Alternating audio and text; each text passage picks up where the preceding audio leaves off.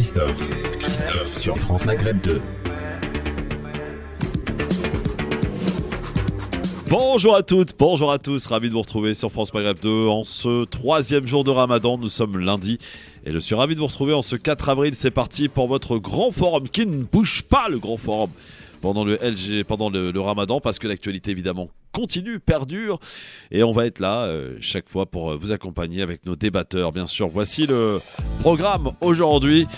Nous allons parler de cette armée russe que beaucoup de médias sont en train de critiquer. Mais est-ce qu'elle a les moyens de ses ambitions, cette armée russe? On se posera la question, bien sûr, et en rapport avec ce massacre, avec des questions quand même un peu bizarres qu'on a à se poser sur le timing. Vous voyez, on en parlera tout à l'heure. Et puis on est à 6 jours, ça y est, 6 jours du premier tour de la présidentielle 2022. Elle était attendue depuis longtemps.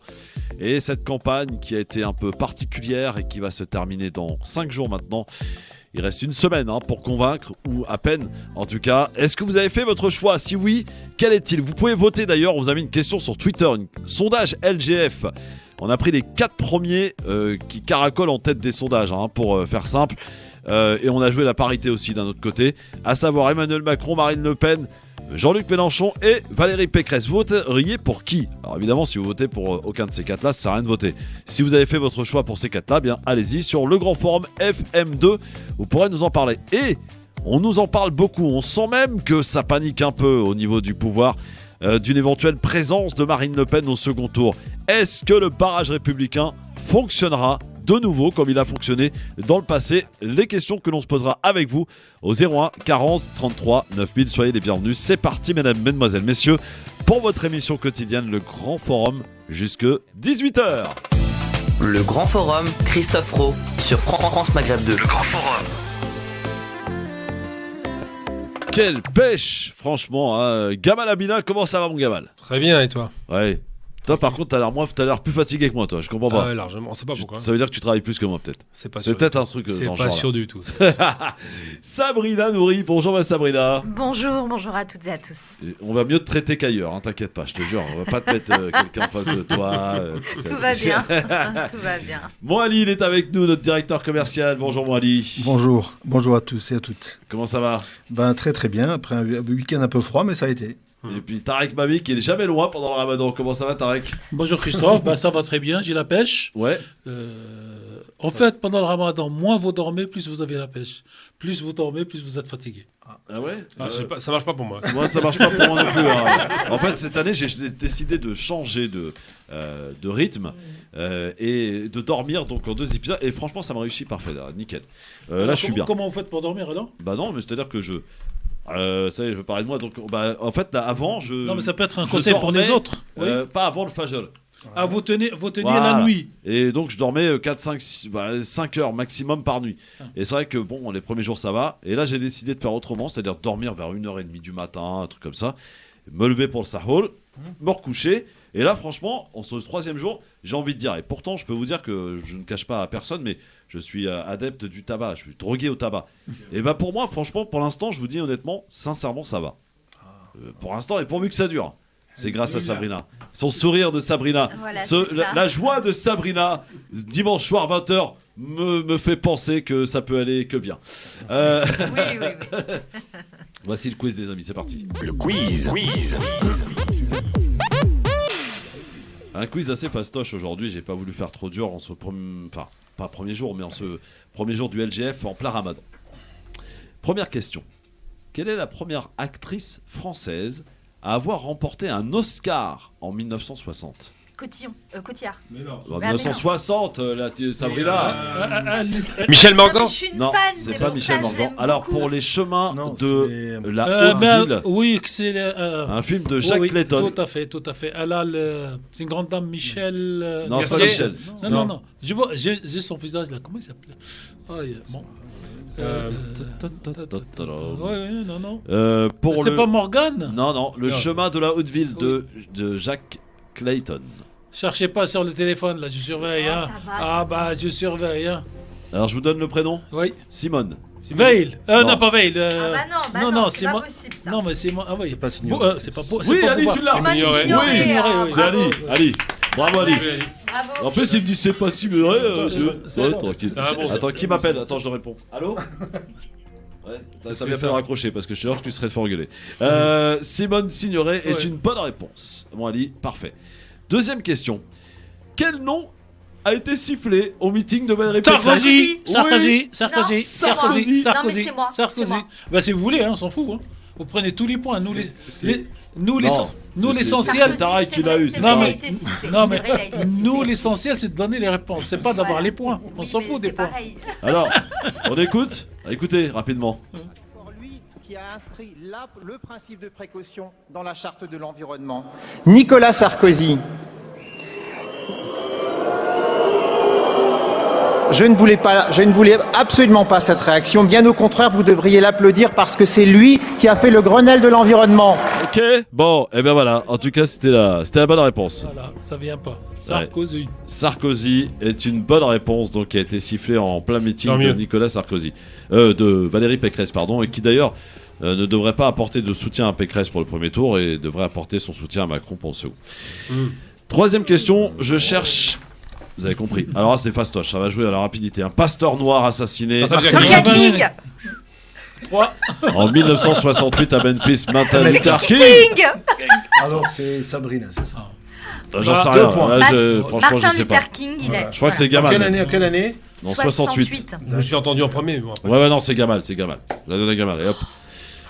Donc ça nous Je donne suis mitraillette, un hein. point C'est- pour Tarek, Ouais. un point pour Sabrina, un point pour Gamal. Quatrième question, attention. Si les élections se passent comme ça, comme Mélenchon, ça va être dur. Hein. Ouais. C'est-à-dire que Ah, chaque c'est fois, il arrive, Attention, on accélère. il arrive à l'urne. Ça, et La ça passe bouteille pas. de quel produit va doubler dans les tout prochains jours? Gaz. L'huile. L'huile, bonne l'huile, réponse. pas de Et il n'y a chance. pas que l'huile, hein. Il y a Le gaz. attention, Ah la bah. viande, Le les gaz aussi. Il y a vraiment pâtes, pas que l'huile. Hein. C'est un truc de fou. L'huile Ah, de mais l'huile. tournesol va doubler, Bien sûr. doubler. Hein. La baguette, commençait tout ça. déjà, hein. Même le chien n'est pas content. Voilà, c'est encore la faute à Poutine. Quoi. C'est ça. Ouais. Cinquième question. Qu'est-ce qui a été inauguré à New York en Trade 1969? Center. Oui, World Trade Bien, Center. bon, Bonne bon, réponse bon. de Sabrina. 73. 69. 73. Non, qu'est-ce qui a été inauguré Non, à c'est- New York en c'est 1969? 73. World Trade Center. Faux, J'ai 73. 69, commence pas. 73, c'est On sûr. vérifie. Ça marche. Haj Google, donne-nous la réponse, Allez. la bonne. Voilà. Allez, Allez, vérifiez Ah. s'il vous plaît. vérifie avec Google. 1969, j'ai. Vraiment, Mélenchon est honnête. Le World Trade Center a été inauguré à New York. 73, c'est bon, c'est réglé. Je C'est connais quand même un réglé. petit peu. Ah bah, je suis un petit peu informé quand même. Ah bon? Bah oui. C'est lui qui l'a construit. Du tout, je suis passé une construction. donc. Bon, est-ce que c'est la date d'aujourd'hui? Oui. Ah. C'est la date d'aujourd'hui. ouais, c'est Bon, pas alors mal. le site s'est planté, c'est pas moi, hein, je te le Oui, dis c'est direct. vrai, c'est clair. Voilà. Ok, bah, donc ça compte, Ah, c'est il a la été date d'aujourd'hui, construit c'est pas par grave. le- Merci de la rectification, monsieur Gamal.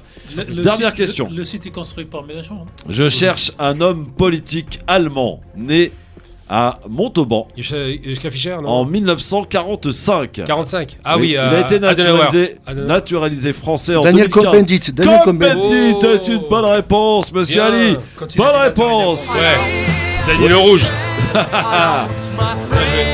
Bonne On réponse, mon devrait Ali. même pas parler de lui ici. Ah, c'est Mélenchon qui a gagné. Il Ouais, faut rien comme c'est ça. Pourquoi on devrait pas parler de lui? Qu'est-ce qu'il y a? Oh. Daniel Cohn-Bendit? T'aimes pas? Il est T'es très pas très fan? mauvais aujourd'hui. hein, Ouais. Très très mauvais. Bon. Dans un instant, les amis, c'est le zapping, évidemment, avec beaucoup d'extraits de meetings, parce qu'il y en a eu pas mal des meetings que Bon, vous avez tous au moins- suivis au moins sur quatre. France Maghreb 2, sur le Facebook. 4 hier. Ouais. Au moins 4. Et puis il y avait monsieur Macron, monsieur le président, qui était en C'était- meeting à l'Arena. C'était avant-hier. Ouais. Et il y avait du monde, contrairement à ce qu'on a dit. Hein. Et Ah. je note que vous n'avez pas retransmis celui de Jean-Luc Mélenchon. Parce qu'on l'a retransmis la semaine dernière, ma chère Sabrina. Eh oui. Ah Eh ouais. oui, Ah, donc. oui. Pas de ma faute si on Ah. fait des meetings toutes C'est- les semaines. Ah bah Il voilà. faut suivre. Hein. Mais on C'est- essaie, ça s'appelle le temps de parole, l'égalité de temps de parole. Voilà. Restez avec nous dans un instant. Donc, le zapping. Si t'as d'autres réclamations, c'est le moment de les faire. Hein. C'est ouvert pendant 5 minutes. Voilà, le bureau des plaintes est ouvert. Mais je te préviens, ça va pas rester longtemps ouvert. Hein. 01 40 33 9000, les amis, soyez les bienvenus. C'est parti. Merci d'être avec nous en direct sur votre radio France Maghreb 2, le grand forum, le LGF.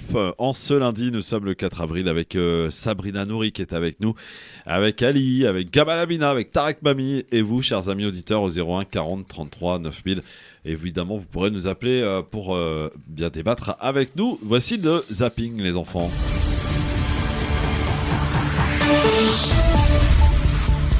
Avec beaucoup de meetings qui avaient lieu ce week-end, mais pour commencer, c'est une interview. C'est TF1 en fait qui reçoit 2 candidats par soir. Et hier, il recevait notamment Philippe Poutou. Et quand on lui pose la question à savoir qu'est-ce qu'il va faire de l'Élysée, voici sa réponse. Écoutez. Alors, on a bien compris que vous ne vous installeriez pas à l'Élysée, en tout cas, vous n'y vivriez pas. Qu'est-ce que vous feriez de ce bâtiment de 11 000 mètres carrés? Vous le transformez, vous le vendez, vous l'ouvrez à votre gouvernement populaire que vous voulez installer? Là, franchement, j'en sais rien du tout, on s'en fout un petit peu. Il y aura certainement plein d'idées, mais là, je ne sais pas. Voilà, on s'en fout. Voilà, je vous dirai ça. Et, parce qu'en fait, ça pourrait revenir, ce que je pourrais dire. On pourrait imaginer que ce bâtiment-là pourrait servir à reloger des gens.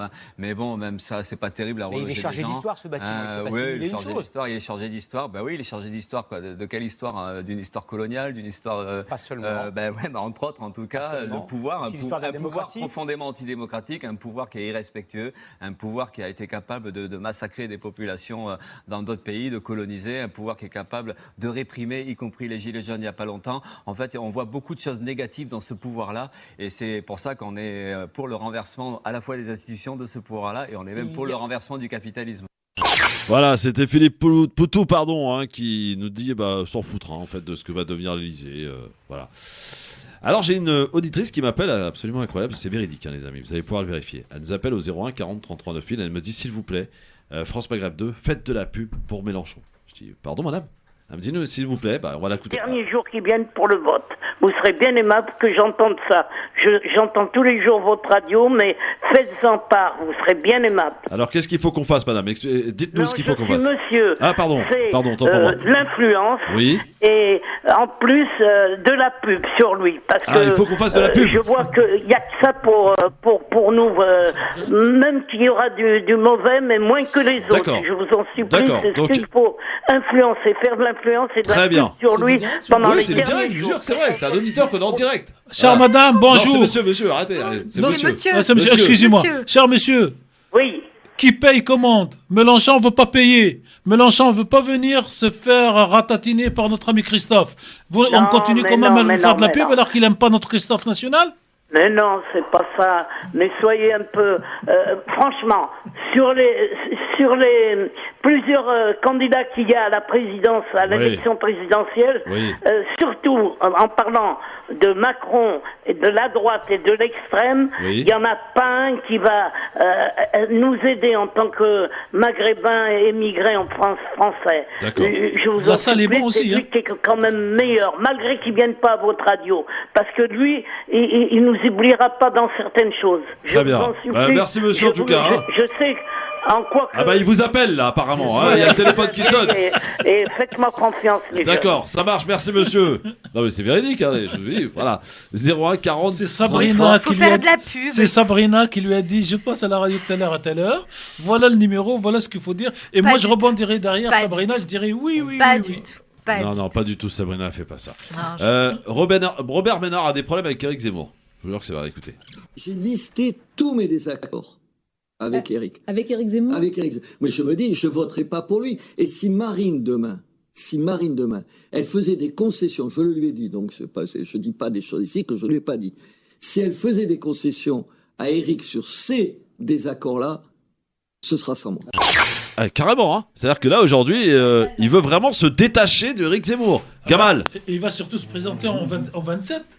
Ce gars est une girouette. Il a commencé à RSF, Reporters sans frontières. Il avait un discours modéré à l'époque, puis après il a dérapé parce qu'il n'a pas aimé ne pas être payé, rappelons le passé, par le Qatar, parce qu'il avait là-bas... Il a été au Qatar. Il a été au Qatar, il était payé très cher. Ils l'ont viré du jour au lendemain. Il n'a pas supporté. On est passé du rapatrié d'Algérie à l'amoureux du Qatari, à la haine des Arabes. Donc ce discours ne tient pas la route. Ce type est en train de préparer son programme, peut-être pour passer pour un mec bien, parce qu'apparemment maintenant il faut que l'extrême droite soit de droite, donc c'est juste un calcul, c'est tout, ça pour rien. Alors justement, Macron qui parle de l'extrême droite, c'était lors de son meeting à l'Arena samedi, écoutez, extrait. Nous nous sommes habitués à ce que l'extrême droite se réclame de Charles de Gaulle, alors que tout dans son histoire, son parcours l'éloigne du gaullisme. Elle est précisément l'héritière de ceux qui ont combattu le général. Voilà, ça c'est Emmanuel Macron. Quoi ? Tout à fait exact. Ah oui ? Oui, quand Le Pen, enfin Le Pen fille, la pas famille, le père. oui. La fille, pas le père. Le père n'a jamais dit qu'il était gaulliste parce qu'il détestait De Gaulle. Il voulait le voir mort. Donc on est loin de l'amour de Gaulle. Il faut se rappeler la guerre d'Algérie pour comprendre pourquoi est-ce qu'il ne peut pas y avoir de lien entre De Gaulle et l'extrême droite. C'est que De Gaulle a libéré l'Algérie à partir de 1959. Il a demandé à ce que l'autodétermination se fasse. Oui. Quand Le Pen s'engage dans les paras pour tuer les Algériens. Donc l'extrême droite est l'ennemi de Gaulle naturellement. De Gaulle était l'ennemi de Pétain. Les enfants de Pétain sont entrés dans le Front National. Tout est dit. Ouais. Ali. C'est un peu normal, hein, parce que c'est vrai que De Gaulle a été cité par Mélenchon, par Marine Le Pen, ça va, Ali, tout va bien. Zemmour. Oui, tout à fait. Ouais, j'ai l'impression que t'as pas mis le starter encore. Ah non, pas du tout. D'accord, Pas du tout. Très bien, non, je m'inquiétais un petit peu pour toi. Ah non, ne t'inquiète surtout pas. Alhamdoulilah. Mais c'est vrai que commencer par De Gaulle et par Le Pen, c'est vrai que c'est pas forcément... Oui, je sais, mais bon, il faut bien commencer par quelque chose. Bien sûr. Ah, évidemment. Bon, on a écouté Emmanuel Macron. Ah non, Emmanuel Macron, j'aime bien, moi. Ah oui. Mais Macron...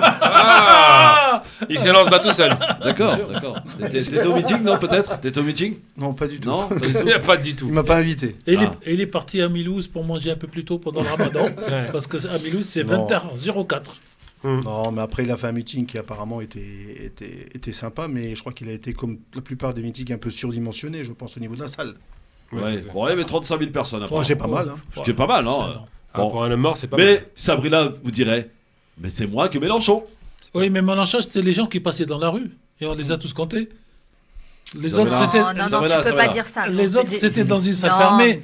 Mais non, mais de toute façon, sur ce sujet-là, il n'y a pas de discussion. Ça fait, je ne compte même pas combien de meetings on a fait depuis le début de la campagne. Systématiquement, on a refusé des gens. Systématiquement, il y a des personnes qui étaient dehors. À cause des baskets. Qui n'en finissaient pas. Ils ont jeté tous les barbus. Voilà, sur ce sujet-là, il faut reconnaître que Jean-Luc Mélenchon, son staff, son équipe, en tout cas de campagne, sont extrêmement forts. Ils l'ont prouvé déjà en 2017 avec une super campagne et la moins coûteuse. Et là, il va encore réitérer l'exploit, j'ai envie de dire. Mais voilà, on ne peut pas compter les gens. Alors, Emmanuel Macron a fait le choix de faire qu'un seul meeting, de donner des consignes dans ce meeting. Peut-être même d'aller chercher des personnes qui ne sont même pas de son bord politique. Bon, ok. Il fait le choix de ne pas débattre dans les médias mainstream, c'est-à-dire que là, sur France 2, il a refusé de passer avec Léa Salamé, je ne sais plus quel est le nom de l'émission, c'est de 2022. Élysée 2022. Élysée 2022, il refuse. En fait, d'y aller, c'est le seul candidat qui refuse d'y aller. Moi, je pense que c'est une erreur de dire que le premier tour est une formalité. Je pense que c'est une erreur et ça va lui jouer des tours pour le deuxième tour. Ah oui. Moi, j'ai rappelé un truc quand même pour être méchant. Je peux être méchant un peu avec Mélenchon pour changer. Oh. Non, il faut un petit plaisir quand même. Je rappelle qu'il y a quelques mois, M. Mélenchon s'était aventuré, il a beaucoup changé d'ailleurs, il faut le reconnaître, à dire qu'il y aurait peut-être, avant l'élection présidentielle, un attentat. On l'attend toujours. Ah non. Ah non, il n'a pas dit ça. Un attentat ou un gros truc. Non, il a dit clairement un attentat ou une action. Ou une action. Il a dit. On va reprendre le texte exact. Alors, c'est oui et non. Oui, il y a eu quelque chose sur la guerre d'Ukraine. Non. Oui, c'est pas un attentat l'Ukraine. Oui, c'est pas voulu, quoi. Oui. Et évitant ce mot, parce qu'il y aura toujours un salopard. Ah non, je suis pas en train de dire que c'est bien. Je dis qu'il a présagé qu'il y aurait un gros coup en France. Il avait dit exactement. Il avait dit, vous trouvez ça bizarre qu'à chaque fois qu'il y a une élection, il y a un truc qui se passe, genre un attentat, un truc comme ça. Voilà, donc un gros coup. Moi, j'ai juste une question concernant. Après, il avait une question concernant ces élections. On avait été habitué en 2012 avec Sarko des meetings de folie avec des budgets de communication terribles. Ah bah d'ailleurs, Hollande, et il a été mis en examen derrière. Mais qu'est-ce qu'ils font Mais il y a une question. Est-ce qu'ils n'ont pas d'argent, par exemple, pour pas faire des super meetings, ou bien ils ne dépensent pas cet argent? Alors la réponse, c'est une question. La réponse a été donnée par LCI hier. Oui, c'est quoi? Votre question a été posée, cher Ali, et la réponse était: pour éviter le comptage, on fait les manifs dans la rue sans viser personne. Parce que ça revient moins cher et c'est pas compté. C'est dans la rue, il n'y a pas de location de salle, il n'y a pas de lumière, il n'y a rien. Alors que dans les salles. Et pour Marine Le Pen, il a été dit qu'elle a fait le choix de petites salles et de promenades de marché. Idem, les petites salles, ça coûte pas cher. Et une promenade de marché, ça compte pas dans le finance. Donc vous avez bien raison de soulever cette question. Alors, pour faire plaisir à notre auditeur, mais aussi à Sabrina, hier, Jean-Luc Mélenchon était de nouveau en meeting à Toulouse, place du Capitole. Un extrait. Alors tous les candidats... C'est dans votre pouvoir de tourner cette page et de faire de nouveau parler des sujets qui intéressent tout le monde, qui concernent notre vie, qui concernent l'avenir de la planète et celui de nos familles. On sent que c'est la fin pour lui, hein, Jean-Luc Mélenchon. Il n'a plus de voix là, ça devient pénible. C'est hein. normal. Il faisait très froid. Ouais, c'est vrai. Quand vous remontez historiquement, Toulouse est en général la dernière ville des meetings de candidats de gauche. Et ben non, ça sera Lille. Non mais. Demain. En tout cas, pour la gauche, ça a toujours été Toulouse, et pour toutes les droites, ça a toujours été Paris. Et ben pour Mélenchon, ça sera Lille demain, n'est-ce pas, Sabrina, pour un hologramme. C'est pas Lille, c'est dans 12 oui, villes. Oui, non, mais ça se passera depuis Lille, quoi. Oui, ça se passera en direct depuis Lille. Voilà. C'est un multiplex comme l'équipe a fait pour le match du foot, quoi. Ouais, non, c'est un hologramme. Un hologramme. Moi, personnellement, je serai à Trappes. Ah oui? Ouais. Moi, personnellement, je serai à Trappes, et puis il y aura d'autres villes. Et hier, vous étiez à Toulouse? Hier, on était à Toulouse, vous et avant-hier, j'étais à Argenton-sur-Creuse, si vous voulez non savoir. je connais bien. Ah, oui. Je connais très bien. C'est dans l'Indre. Voilà. Et qu'est-ce qu'il y a? T'es à Argenton-sur-Creuse, t'as croisé qui? On fait. Il n'y a personne là-bas. Alors, ce qu'il faut que vous sachiez, parce que les médias ne le. Non, mais ce qu'il faut que vous sachiez dans la campagne de Jean-Luc Mélenchon, c'est que les médias ne le montrent pas. Mais cette semaine, par exemple, nous sommes à plus de 90 réunions publiques. Alors, bien évidemment que Jean-Luc Mélenchon ne participe pas aux 90, mais les députés puis les membres du Parlement de l'Union populaire se déplacent dans toute la France, dont à Argenton-sur-Creuse. Ah ouais. Et donc, nous faisons des meetings, nous faisons Faut des être réunions motivé publiques. pour aller à Argenton-sur-Creuse quand même. Hein. Ouais, on l'est. Et je peux te dire que systématiquement, les salles sont pleines. Ah oui. Eh oui. Mais c'est ce que vous ne verrez pas, c'est ce que vous ne verrez jamais. Sur-Creuse, j'allais dire que c'est ce que une vous réunion ne de verrez canard jamais. remplit une salle. Hein. Mais c'est vrai qu'à la télé, sur BFM, CNews, etc., jamais vous verrez ces types de meetings où Manon Aubry ou Adrien Quatennens qui a fait ça à Lille. Ou Sabrina Nourri. Ou Sabrina Il parle français là-bas. Vraiment, vous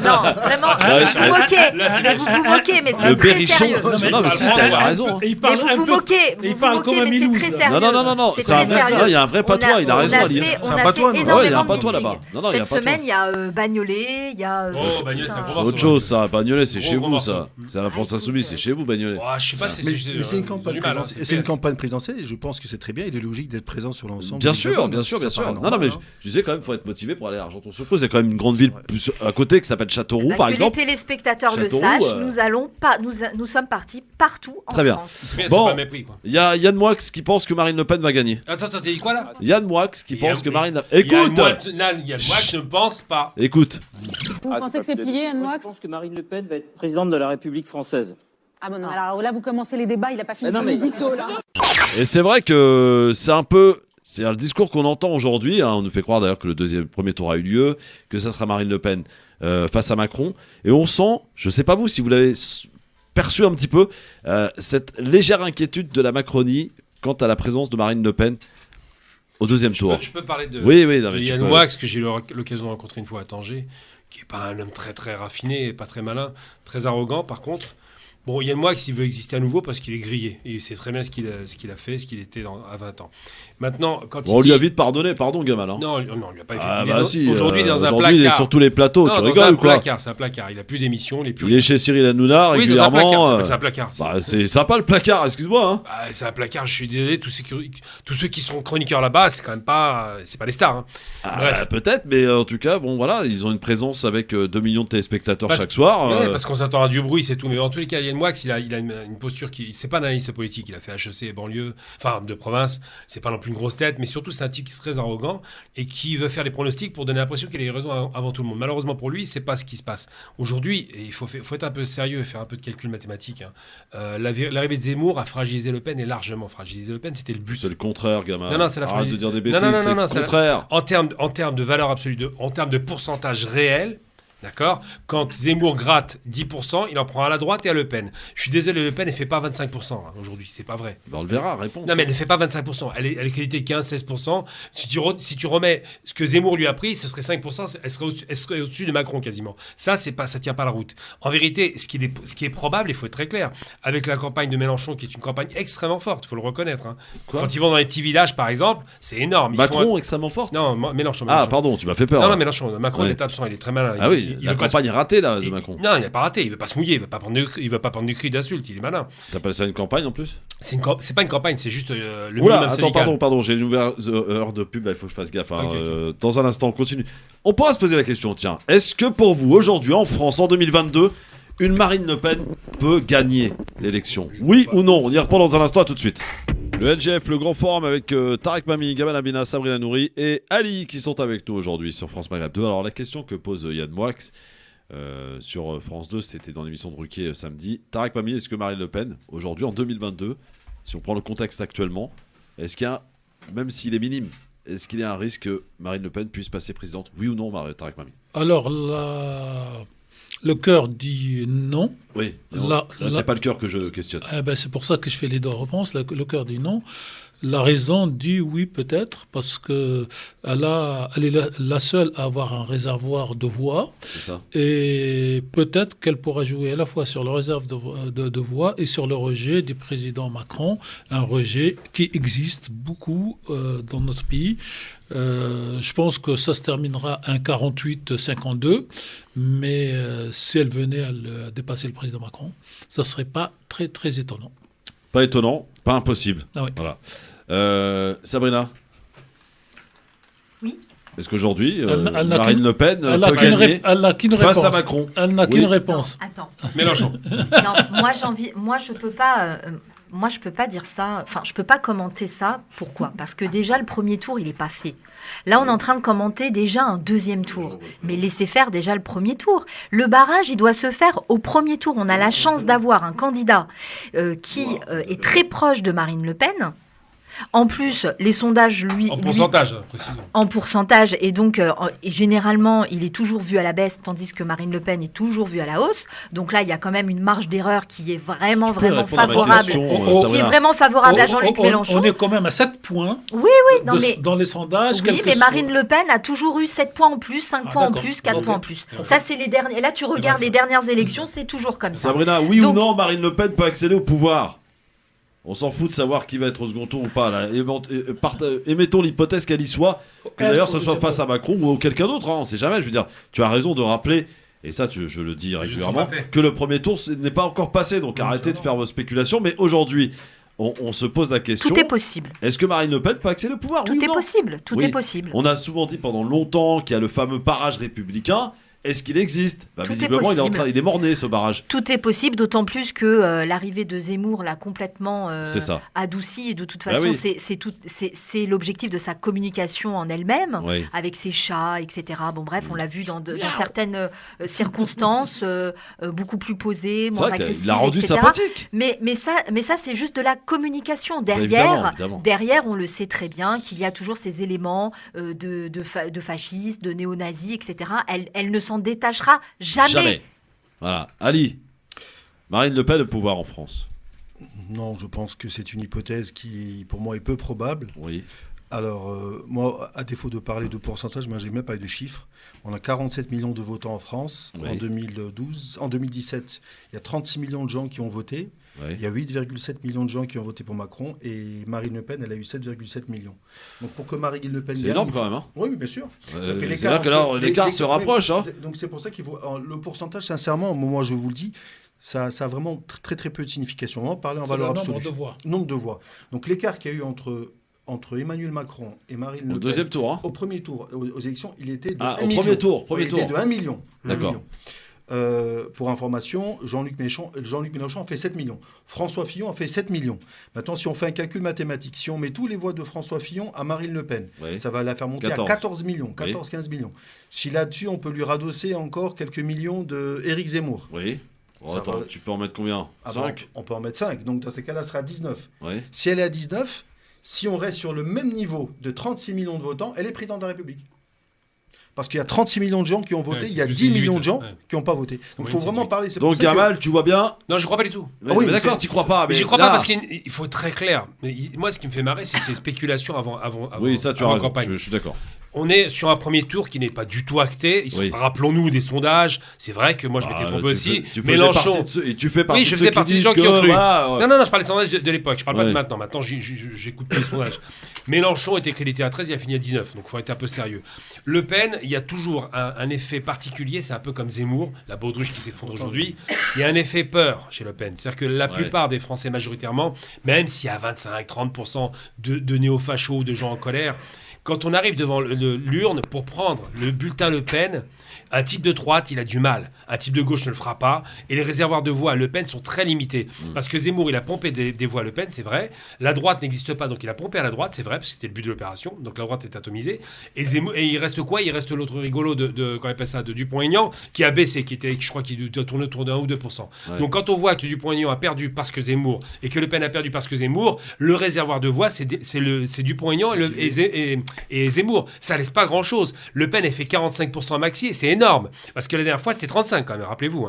Donc 35% pour les tours, 45 second tour, c'est ce qui va arriver. Donc faut être un peu raisonnable. Quand on essaie de faire peur à tout le monde pour faire des spectacles, malheureusement, ce qui est à déplorer, c'est pas que Le Pen passe ou pas, elle ne passera pas. Ce qui est à déplorer, c'est qu'aujourd'hui, la campagne est polarisée sur l'idée d'une Le Pen second tour impérativement. Oui, ça, tu as raison. Ça pose problème. Et surtout, ce qui est grave, c'est que si on a la surprise Mélenchon, à ce moment-là, l'électrochoc va être total. Mais il faut arrêter de faire des pronostics fantaisistes, tout est faux. Mélenchon, il lui faut une participation à cette élection importante pour qu'il puisse passer au second tour. S'il y a une faible participation, c'est mort. On est d'accord là-dessus. Il faut que les abstentionnistes... Plus de 40, on peut l'espérer, moins de 40, c'est mort. Il faut une forte participation, notamment des abstentionnistes, parce que c'est là que va se jouer finalement ce premier tour. C'est les abstentionnistes qui tiennent la clé de ce premier tour et du résultat final. Mais pas seulement. Mais pas seulement, mais en tout cas une grosse partie. Mélenchon aujourd'hui, excuse-moi, c'est important de se rappeler de ça, Mélenchon aujourd'hui, il est en train de glaner à lui, il fait un peu comme Mitterrand dans les années 70-80, il est en train de catalyser autour de lui toute la gauche. C'est-à-dire que vous voyez bien l'état dans lequel sont les Verts, je ne parle même pas du PS, donc ça veut dire que Mélenchon est en train d'amener toute la gauche, la vraie gauche qui restait en France, à lui. C'est ça le réservoir de voix qu'il a, et c'est ce qu'il n'avait pas en 2017. Alors, justement, on va écouter, tu le disais tout à l'heure, tu faisais référence, je crois que c'est Gamal, la gauche en panique, Anne Hidalgo en panique. Voici ce qui s'est passé hier au cirque d'hiver, je crois. C'était. Oui, au cirque. Anne Hidalgo, extrait. Elle y croit encore, Madame 2%. Vous qui nous avez soutenus par le passé, vous qui partagez au fond nos valeurs, je vous connais et je vous respecte. Vous êtes peut-être comme le fils ou la fille prodigue de la parabole. Vous nous avez quittés, mais vous êtes de la famille. Si vous avez des idées de gauche, si vous êtes soucieux de social, de justice, de solidarité, d'écologie, vous devez le savoir. Mais vous le savez, Emmanuel Macron ne vous calcule même pas. Vous l'avez vu à l'œuvre pendant 5 ans.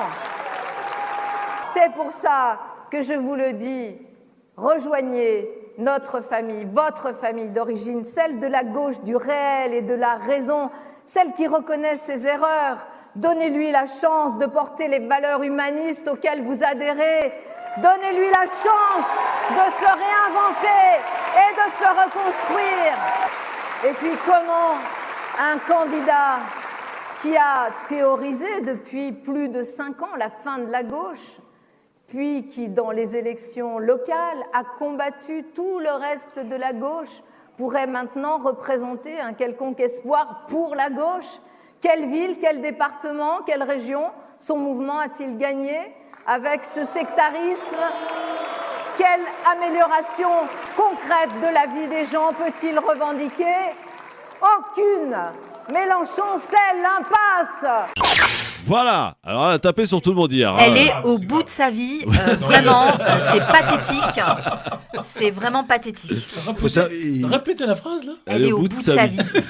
Alors, il faut juste rappeler qu'elle est quand même maire de Paris. Oui. Alors, il est vrai que si elle gère la ville de Paris comme elle éventuellement... la France comme elle gère la oui, tout à fait, parce que sincèrement, rouler en vélo et piétoniser Paris... Argenton-sur-Creuse, mettre 30% pour les voitures, 30 km/h dans les voitures. J'ai envie de dire un truc quand même sur cette horreur.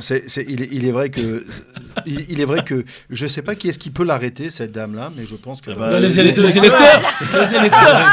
C'est presque bientôt fini. Le calvaire est fini dans 5 jours. Moi, elle me rassure, elle me rassure parce que sincèrement, les cirques d'hiver, ça ne doit pas coûter très cher. Non, moi, ce qui m'intéresse, c'est intéressant ça. Le cirque d'hiver, c'est 1500 personnes. Déjà, tout est dit. Ça coûte combien ça doit pas grand chose. Cher, mais surtout, non, c'est 1500 personnes. C'est-à-dire qu'elle n'a pas pris de risque. Elle va pas au-delà. Ensuite et surtout. Elle a fait venir tous les fonctionnaires. Oui, c'est copain quoi. Isabelle la catholique nous explique que Mélenchon va tuer la gauche. Je suis désolé, mais pour l'instant à Paris, je vois une femme de droite qui dirige Paris. Je veux dire, c'est vraiment une ville boboisée à mort. Vous allez juste vous stationner pendant 1 heure, 11 €. Donc, elle peut raconter ce qu'elle veut. Aujourd'hui, Madame Isabelle la catholique, comme je l'appelle, s'est discréditée totalement et elle n'a pas de leçon à donner à la gauche parce qu'elle est très loin de la gauche. Alors, grâce à notre ami Philippe qui a transmis hier la totalité des meetings, et j'en ai vu. Alors, j'ai raté, entre guillemets. Il paraît qu'il y a une phrase qui a été dite par le candidat président Macron sur le Ramadan avant-hier. Tout le monde m'en parle. Je ne l'ai pas trouvée. Donc, elle est partie au zapping. Peut-être qu'on la trouvera. Je n'ai pas trouvé non plus. Voilà, mais elle est partie au zapping. Mais tout le monde, Amou et d'autres qui étaient sur place, ils ont dit oui. Mais moi, ce qui m'a tué hier dans la... c'est quoi cette phrase? Moi, je ne suis pas au courant. Alors, il aurait dit du bien du Ramadan pendant...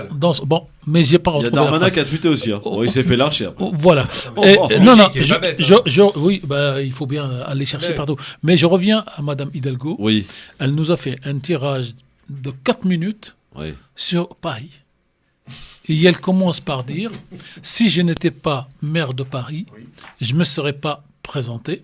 Et elle salue Paris. Et elle parle de Paris. Oui, la France c'est Paris. Non, mais voilà. Et la France c'est Paris pour des gens qui sont. On va dire ça, un mec à Argenton-sur-Creuse. Argenton-sur-Creuse. Tu vois ce qu'il va te dire. Voilà. Gilets jaunes, simplement. Voilà. Et même dans le 93, c'était Paris. Non, Gilets jaunes, simplement. Les Gilets jaunes sont rentrés à Paris. Pourquoi? Et elle, cette phrase de Paris, si elle avait un minimum de jojote ou de conseiller de communication, c'est un paragraphe qui doit disparaître. Et elle devrait même dire Paris, c'est pas la France. Dans un instant, les confessions de Raphaël Enthoven, mon cher Gamal. Enthoven. À propos de Mélenchon d'ailleurs. Reste avec nous et dans un instant, on va parler de la Russie. Cette deuxième armée du monde a-t-elle les moyens de ses ambitions en Ukraine? Et on dira un mot sur ce qui s'est passé sur ces corps retrouvés. C'est ce qui serait passé. Ce serait passé. À tout de suite, ne bougez pas. Merci d'être avec nous en direct sur votre radio France Maghreb 2 avec Sabrina Nouri, avec Ali, avec Gamal Abina, Tarek Mami qui sont avec nous aujourd'hui et vos appels au 01 40 33 9000.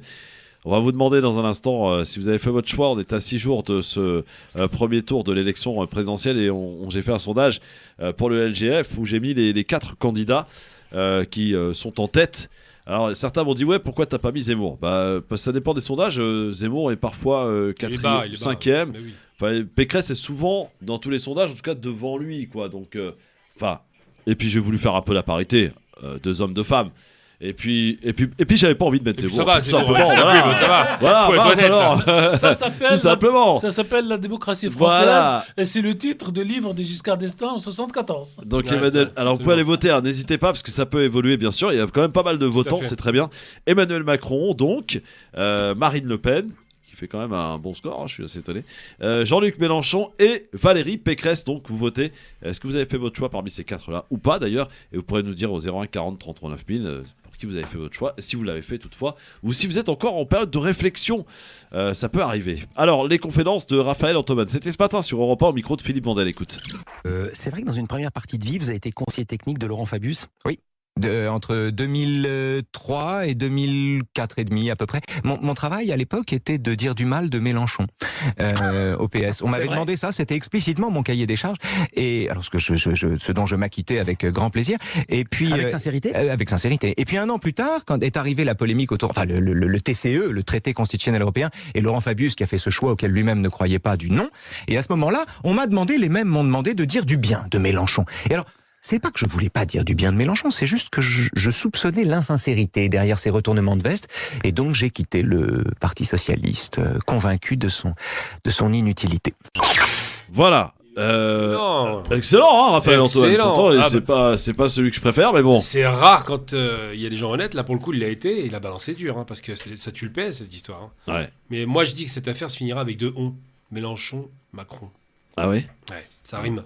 Il n'y en a pas d'autres, Déon, là-dedans? Non, après c'est des haines, donc ça passe pas du tout. Est-ce que vous avez regardé le meeting de Jean Lassalle? Il paraît que c'était une barre de rire. 2 heures, c'était une tuerie. Philippe qui a dû supporter m'a dit j'en pouvais plus. J'en pouvais plus.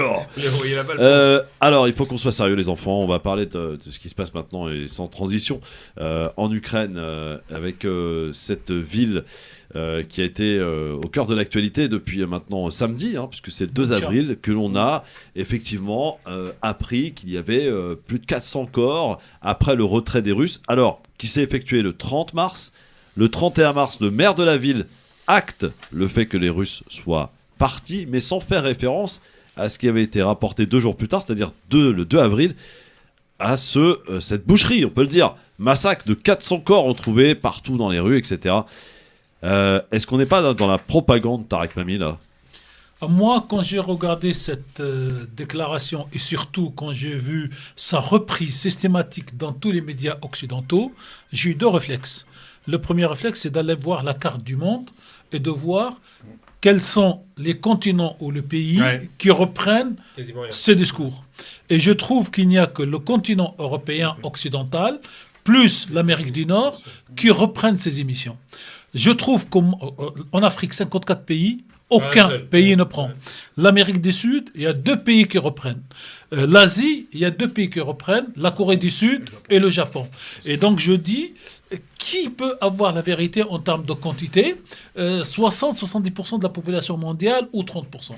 Le deuxième réflexe, et j'ai été revoir mes petites archives, Christophe m'a rappelé tout à l'heure l'année, parce que moi je ne retiens pas beaucoup l'année, mais je retiens les faits, c'est le massacre dit de Timisoara. Avec, en Roumanie, en 89. En Roumanie, en 89, je crois. Oui, c'est 89, c'est après les musulmans. Je retiens. Et quelques années après, on nous a expliqué que c'est un faux massacre, c'est une fausse vidéo. En fait, on a été sortir des corps enterrés dans différents cimetières. Non, c'est beaucoup plus vicieux que ça. C'est pas dans les cimetières. Ils ont récupéré des corps qui étaient, on voit très bien les corps, c'était remarquable, qui avaient été autopsiés. Il y avait donc les corps autopsiés avec les fameuses croix. Voilà, il y avait ça, et puis il y avait des cimetières. Et puis tout d'un coup, j'ai eu la fameuse vidéo qui m'a marqué pendant la guerre d'Irak, la première. C'est une petite fille qui passe à l'ONU, pas pour le moment, qui se présente comme une infirmière et qui explique comment les soldats de Saddam Hussein enlevaient les bébés des couveuses, les jetaient par terre et prenaient le couveuse parce qu'à Bagdad, à l'époque, il n'y avait pas de couveuse. Soi-disant. Et 1 an après, on découvre que c'est la fille de l'ambassadeur de Koweït, donc aux États-Unis, qui a été préfet. Et donc moi, maintenant, aujourd'hui, je deviens allergique. Quand je vois un truc comme ça, je commence par dire non avant de dire oui. Et là, c'est l'émotion et la tête. Et donc, pour moi, ou alors les soldats russes, c'est des bêtes, c'est des stupides. Ils tuent 410 personnes, ils partent sans les enterrer, ou au moins sans les amener avec eux pour cacher le crime. Et la Russie a démenti. Non mais je sais, mais c'est ça. De ce massacre, Et aujourd'hui, vous avez des commissions, et je le regrette, notre sauce interne, on va la régler en interne, mais quand des intervenants sur notre radio commencent à dire, comme vous le savez, il y a ci, il y a ça, moi, ça m'horripile. Parce que pour moi, le contrôle de l'information, je me suis fait piéger dans ma vie 2 fois, pour qu'aujourd'hui, dès que je vois un truc, moi j'ai tué le président. Le problème, faites comment, Tarek Mami, aujourd'hui je lis 4 sources différentes. D'accord. Mais si je ne trouve... Vous êtes une radio aujourd'hui qui s'appelle France Maghreb 2. Et je dis, tant que je n'ai pas pris tant que je n'ai pas trouvé ce qu'on appelle l'information de source indépendante, pour moi... Oui, mais les corps, ils existent bien. Oui, voilà, le corps existe. Mais qui me dit, le massacre existe bien. Existe, moi, cher Christophe. Qui me dit que c'est pas des soldats? Non, mais ça, des soldats russes mais qui me dit que c'est pas des soldats tués dans la guerre, à qui on enlève les vêtements militaires pour mettre en civil? Oui, mais la finalité, l'horreur, elle est là. C'est-à-dire qu'on a retrouvé l'horreur de la guerre, alors on fait pas la guerre. 400 corps, effectivement, dans une ville. Et c'est l'horreur. Par qui? Je termine, s'il vous plaît. C'est l'horreur ici. Moi, ce qui me tue, c'est qu'il y a combien eu de morts en Irak? Est-ce que vous avez eu le même montage? Combien aujourd'hui au Yémen, alors que la guerre s'est arrêtée pour quelques jours? 4 mois.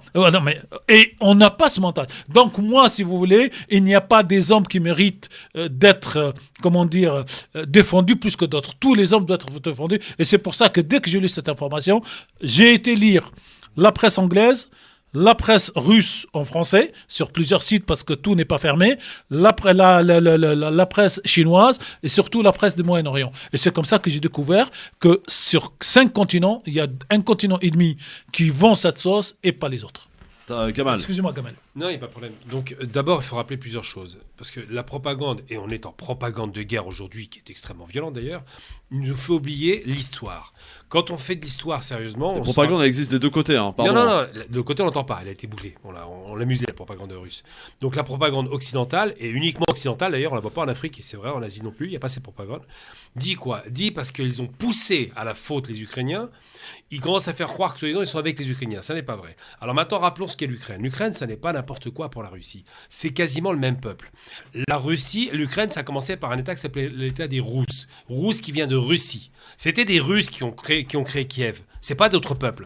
C'est la première capitale absolument. En 1662 absolument. De la Russie. Absolument. Et donc, à partir de là, quand on sait que les Russes ont un lien organique très fort avec ce peuple-là, et qu'on entend qu'on est en propagande de guerre, et elle est évidente la propagande de guerre, ça fait des semaines qu'ils veulent des images un peu violentes, qui fassent pleurer sur les chaumières, pour que tout le monde adhère à la cause ukrainienne. Mais en vérité, il n'y a aucune preuve de quoi que ce soit. Il peut y avoir eu un massacre de masse, mais je vois difficilement les Russes qui font tout pour épargner les grandes villes, se mettre à massacrer gratuitement, partir sans y être chassés, parce qu'ils sont partis spontanément, et laisser des corps un peu partout pour montrer que c'est des barbares. Ça sent la propagande à plein régime, et je veux bien que les gens pleurent et se fassent embarquer par de la propagande occidentale, parce que l'Occident a un intérêt, mais aujourd'hui, pensez à une chose. Plus il continue cette propagande, plus la guerre va durer et plus il y aura des conséquences économiques très dures pour les populations occidentales parce que c'est la Russie aujourd'hui qui tient l'économie européenne et pas le contraire. Mon cher Ali. Oui, alors, effectivement, moi sur ce conflit-là, en fait, il y a un acteur principal qui est le président ukrainien Zelensky. En fait, je crois que c'est un véritable acteur du cinéma. Je suis d'accord. Moi, j'ai du mal à comprendre ce président-là, qui en fait passe son temps à faire des talk-shows. Alors il a parlé sur Parlement français, Parlement des États-Unis. Il paraît qu'hier soir, il a même fait le préambule des Grammy Awards aux États-Unis, passer des messages. Sincèrement, est-ce que tout ça, c'est un peu sérieux ? Est-ce que ce garçon-là, il n'a pas une responsabilité ? Parce qu'une guerre, effectivement, on est en train de découvrir, et Tariq Mami a complètement raison, découvrir les horreurs de la guerre. Bien entendu qu'une guerre, c'est catastrophique, il y a des morts, qu'il y a des destructions, qu'il y a des mouvements de peuple. Mais au bout d'un moment, on doit chercher la genèse de ce conflit-là et pour pouvoir le résoudre. Or, on n'entend parler d'aucune initiative de la part de ce président, si ce n'est donner un agenda politique aux Européens en disant arrêtez d'acheter chez Auchan, arrêter d'acheter du gaz, le blé russe c'est pas bon, il faut arrêter d'aller chez Decathlon. Donc donc au bout d'un moment on peut se poser des questions. Et là je rejoins un peu Tarek, c'est vrai que en fait c'est comme un peu, vous savez, c'est comme un peu une stratégie qui est lancée. Je ne vous cache pas, je pense qu'elle est complètement américaine. Ce garçon, il a des spin doctors qui sont derrière lui. Parce que toujours habillé avec sa barbe, à mon avis, on a demandé Alors, juste une question, pourquoi est-ce qu'il ne se rase pas ? Je ne vois pas qu'il n'est pas en train de... Un président doit être présentable devant sa population. Donc il passe son temps à garder son t-shirt. Oui, mais il est dans une zone, à mon avis, il est dans une zone qui est complètement sécurisée. Donc il n'a pas besoin de ça. Pardon de te couper, mais juste en rapport à ce qui s'est passé dans ce village, où effectivement les médias mainstream rapportent, sont tous d'accord pour dire effectivement que c'est l'armée russe qui a fait ceci, cela. Je rappelle quand même le timing, le calendrier. 30 mars, l'armée russe se retire de cette ville. 31 mars, le maire de cette ville acte, mais sans faire référence à ce qui s'est passé. 2 jours plus tard, le 2 avril, on parle de ce massacre de 400 on fait des enquêtes. La décision de la ministre ministre allemande qui dit il faut arrêter immédiatement en répercussion le gaz russe. Elle est complètement cinglée. Est-ce que tu vois un peu cette en fait, c'est action-réaction. On montre une image, derrière, comme par hasard, on nous parle toujours de gaz, de pétrole, de ce fameux pipe. C'est hallucinant. Le plus grave, cher Christophe, non pas... C'est entre autres la mort des hommes est toujours grave. Mais le plus grave, c'est que l'Allemagne est à ce jour et à cet instant alimentée par le gaz russe. Qui passe par où ? Par l'Ukraine. Merci de le rappeler. L'Ukraine bénéficie toujours du gaz russe. 3 milliards de boycotter la Russie, sauf l'Ukraine. J'ai vu un journaliste que j'aime pas beaucoup dans la presse française média, mais hier qui a donné 2 chiffres. Il a dit donc l'Ukraine, c'est 12 millions d'habitants chauffés par le gaz russe. Absolument. Quand on compte les immeubles bombardés, il y en a à peu près pour 300 000. disons 1 million. Donc il y a aujourd'hui 11 millions de Russes qui sont d'Ukrainiens qui sont chauffés par les Russes. Et qu'est-ce qu'on nous vend dans la presse française? C'est qu'ils n'ont rien, alors que les Russes auraient pu commencer par couper le gaz pour refroidir tous ces gens. Et donc c'est cette histoire aujourd'hui qui nous oblige à être à la fois très humain, très humaniste pour la souffrance des Ukrainiens, un peuple comme les autres, comme les Irakiens, comme les Syriens. Et nous, on a l'avantage ici de France Maghreb 2 de dire Irakiens, Ukrainiens, Syriens, Palestiniens, Yéménites, tout ça c'est la même chose pour nous, alors que pour d'autres, ils ont les mêmes voitures. Donc on parle que... provocation hier à Porte de Damas à Jérusalem. Voilà, et donc derrière, si vous voulez, c'est de la propagande qui a beaucoup pris. Je vous donnerai tout à l'heure le nom d'un journaliste suisse, ancien rédacteur en chef du journal de Genève. Vous lirez ce qu'il a écrit sur cette propagande, et c'est dans le détail. Il n'est pas maghrébin, il n'est pas arabe, il n'est pas musulman. Après Gamal, je termine juste là-dessus. On est sur quel terrain? On reste encore sur le terrain de l'émotion. Bien entendu, quand on voit ça, Christophe, toi-même, regarde la première réaction que tu as. Quelle est la personne qui voit des êtres humains dans des sacs comme ça, jetés dans des fosses? Mais c'est complètement horrible, c'est inhumain. Maintenant, au lieu tout de suite de dire pourquoi on ne va pas regarder, il y a des enquêtes à faire. On en parlait, les Américains, lorsqu'ils attaquaient en Irak, on disait nous allons faire une étude, nous allons demander une enquête pour regarder qu'est-ce qui s'est passé.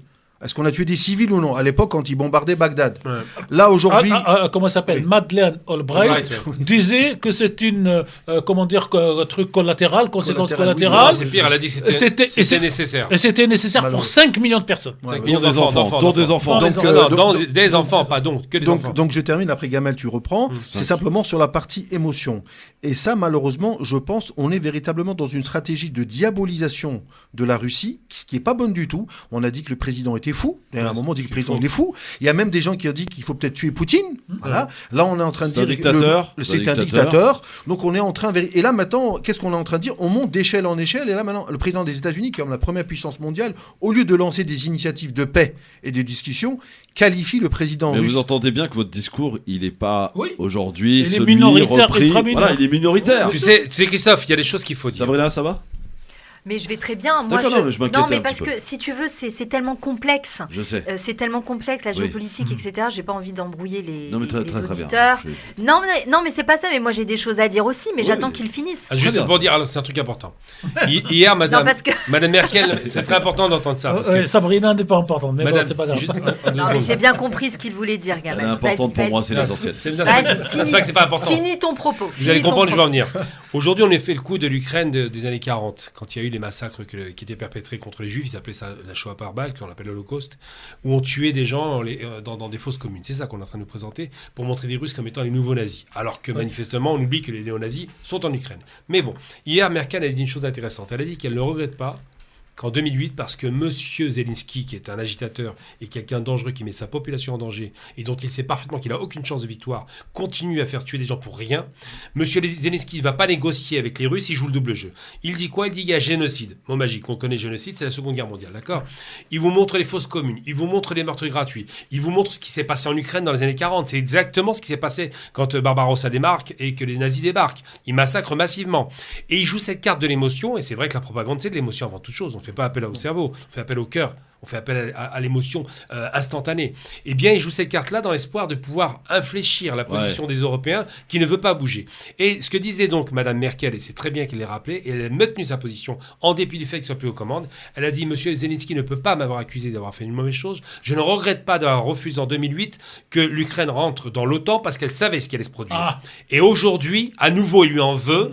Et d'ailleurs, elle l'a fait avec Sarkozy. C'est une des rares choses qu'on peut accorder à Sarkozy. Il n'y en a pas eu beaucoup.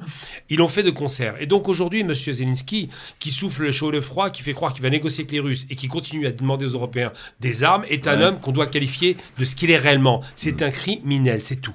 Très bien. Sabrina. Oui.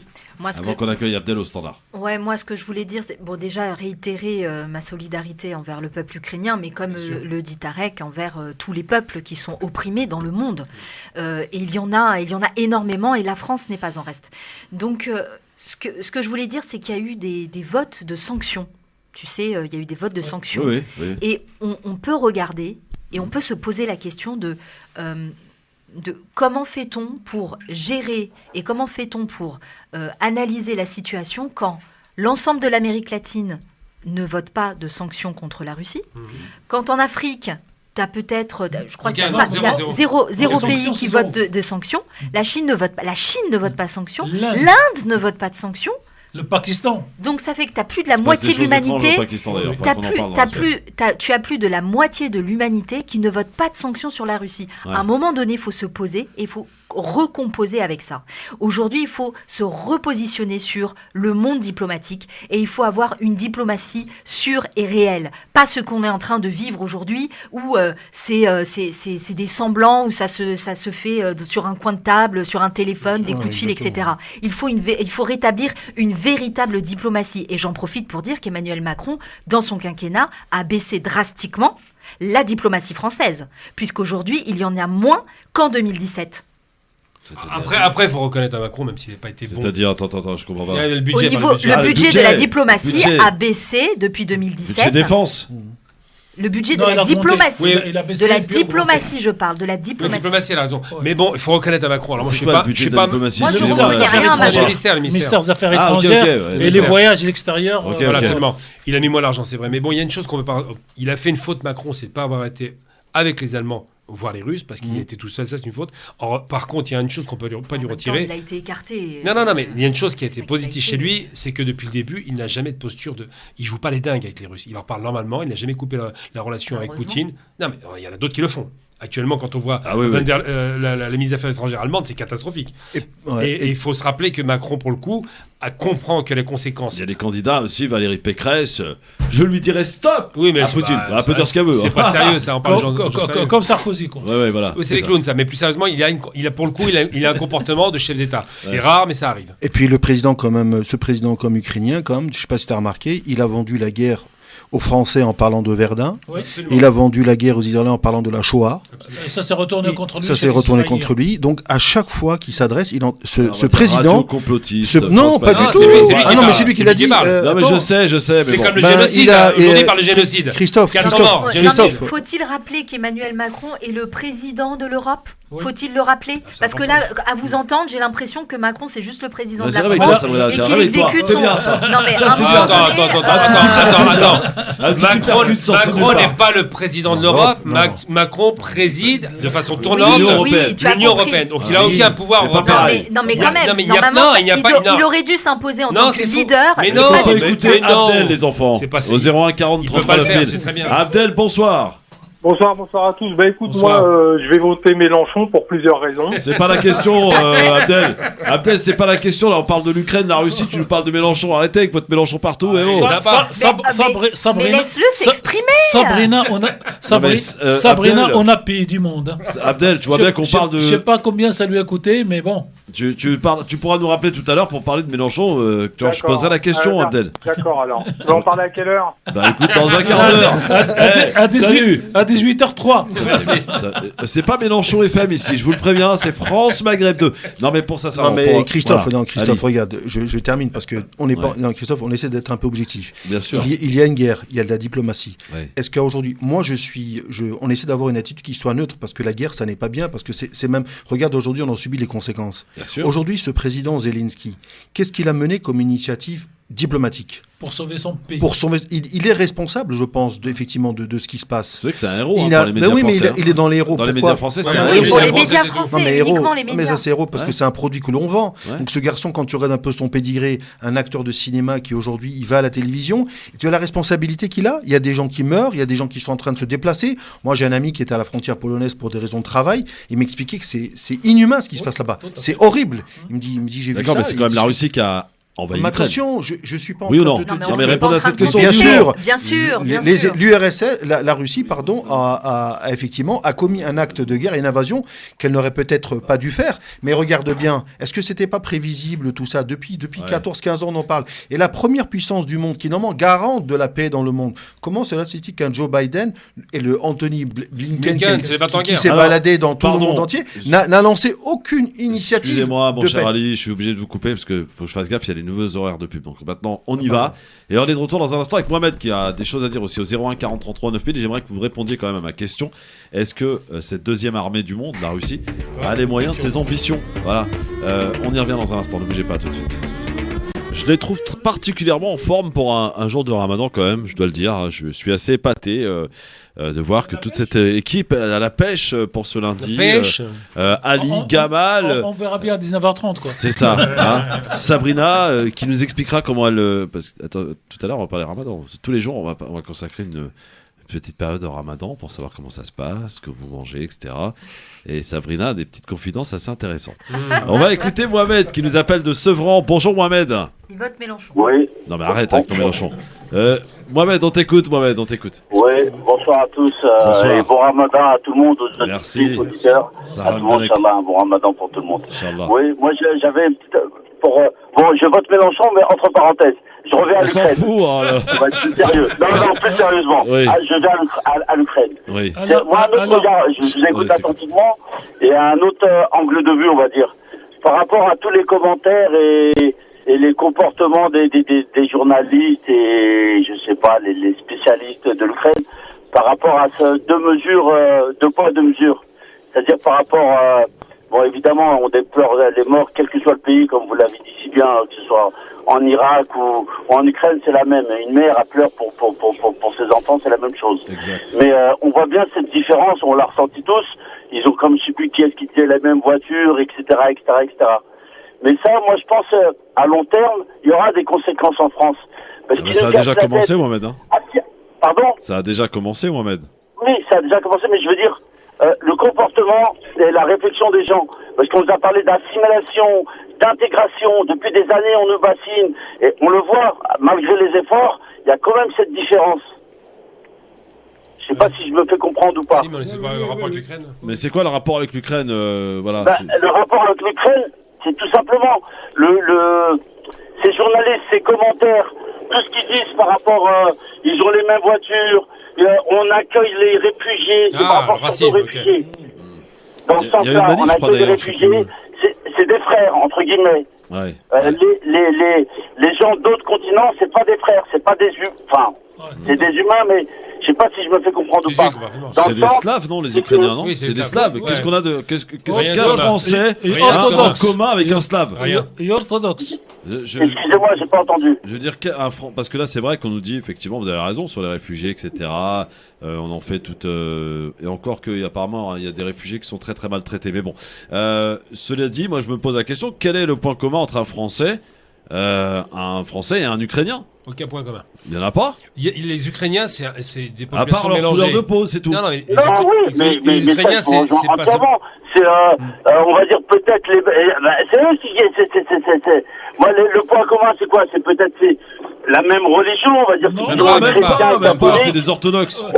Les orthodoxes. Mais ça se rapproche plus que du musulman ou du juif, on va dire. Tout à fait, les Russes sont orthodoxes aussi, il faut le rappeler. Les Russes sont slaves aussi, il faut le rappeler. C'est-à-dire qu'on voit pas de point commun avec les Russes, on les voit avec les Ukrainiens parce que c'est une question de racisme déguisé. En vérité, les Ukrainiens, ils ont plusieurs origines. Il y a des Cosaques dedans qui n'ont rien à voir avec l'Europe. Des Cosaques, hein. Eux, ce sont des J'en ai dans ma famille. Absolument. Je te jure, c'est vrai. Ah, c'est probable. C'est des guerriers alors. Ensuite, il y a aussi des Roms, enfin des Roumains plutôt, pas des Roms. Il y a aussi des Bulgares. Il y a beaucoup de Russes. C'est ça l'Ukraine. Ça n'a rien à voir avec l'Europe occidentale. En fait, je suis peut-être pas l'exprimé. Voilà, ce que je veux dire par là, c'est par rapport aux commentaires qu'on a entendus, que c'est quasiment des frères par rapport aux Européens.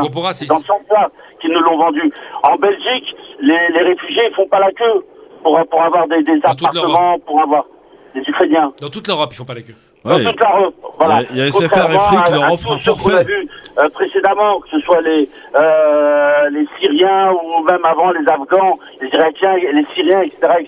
C'est pas pareil. Donc, la différence et la conséquence que je dis, je pense, je me trompe peut-être complètement, c'est que il y aura une conséquence en France de tous ces Maghrébins ou d'origine étrangère qui voient bien que malgré pendant des années on leur martèle, assimilez-vous, intégrez-vous, changez vos prénoms, etc.